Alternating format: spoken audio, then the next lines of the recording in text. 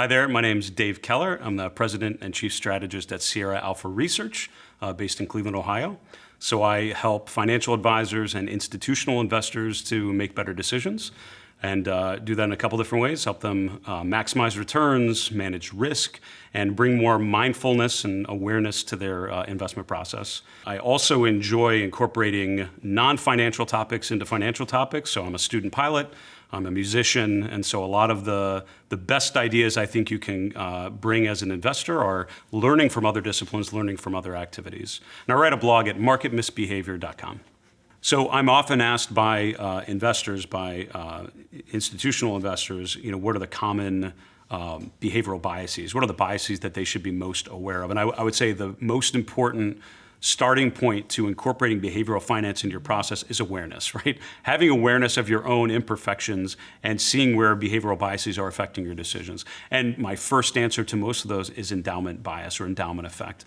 And if you're not familiar with that, it's essentially something that you own, something that is your own, you assign greater value to it because it's something that you own, right? So if you give me a Real Vision coffee mug and that's mine, that has greater value to me than it will to someone else because it's something that's now mine, right? I attribute greater value to it. Will Danoff, who's a portfolio manager at Fidelity Investments, who I worked with at times, he always said that we don't own stocks, we rent them.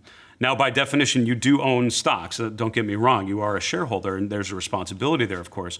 But the point was more, don't treat your stocks as if you own them. Don't think of them as your possessions that you have trouble getting rid of. You're renting that position. You are renting the right to participate there, which means you need to be equally ready to part ways when it's the right time to do it, right? If you need to move somewhere else. What happens is we all of a sudden will hold stocks in our portfolio much longer than we should. So a position will go against us, but we'll hold on to it too long because it's Home Depot, and we've loved Home Depot. It's been such a good name for us. It's been such a good part of our good returns. So when it starts performing poorly, we still hold on to it longer than we should because we're owning it, we're not renting it. So you need to think of your positions as renting them. So how do you try to disconnect your thinking from endowment bias? And there's three things I tend to coach people on. Number one is to disorient yourself from what you're looking at. And again, if you're looking at charts, which is a big part of my process, you cover up the ticker. And the reason why you do that, again, if you've looked at enough charts, and sadly I think I have, you start to know just from the chart, you'll know what company it is. You'll know Microsoft and Amazon, the really liquid stuff, because you've looked at it so many years and you understand it. But if you're less familiar, it's a very quick thing to just cover up the tickers or using whatever charting platform you use, cover up that information so that you're just analyzing the trend. And if you can't cover up the ticker, just don't think of it as a company, think of it as a series of data, and you want to analyze it from a very emotionless point, right? So what's the trend, where are the opportunities, where are the turning points, what's the exit strategy if you would own it, and defining that based on the price movements, not based on the company that it is. So by covering up the ticker, you remove that connection to the company, and a lot of times that'll minimize the endowment effect. Second way you can do it is by inverting the chart.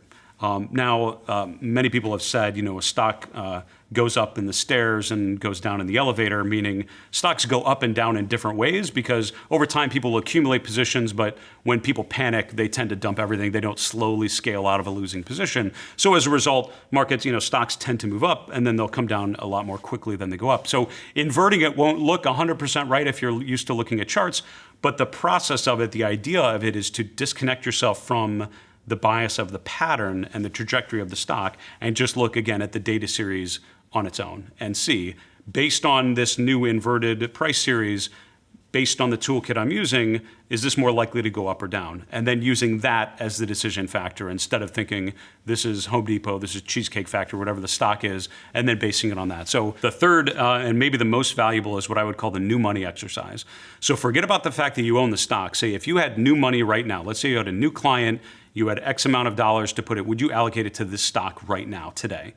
And a lot of times what you'll find is it's a position that you hold, but if you would be asked, would I put new money on it? You'll be like, well, no, I wouldn't put new money on it now. And it's like, well, hold on, if you wouldn't put new money on it, then why do you have your old money still there, right? Maybe you should revisit that. So unless you can answer that question as, yes, I would put new money there, then you may want to rethink whether it has a place in your portfolio. And it goes back to situational awareness. If that's not the right stock to own, there are a lot of other stocks you could own at any one point. So maybe there are opportunities elsewhere.